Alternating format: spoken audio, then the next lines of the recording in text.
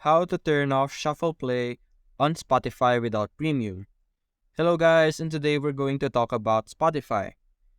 Now there is no direct way to actually turn off the shuffle play on Spotify premium, but I'm going to show you an alternative way of how you could do it.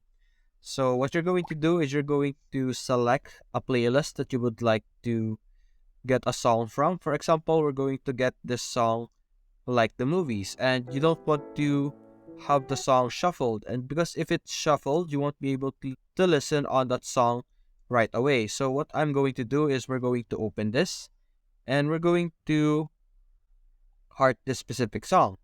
Now after doing this, after liking that song, you can go back to your homepage over here and you click on library and click on like song.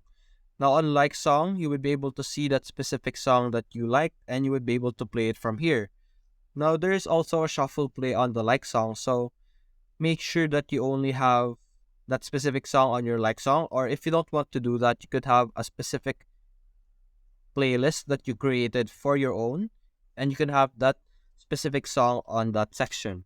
And that's it, guys. Hope you enjoyed the video. Thanks for watching.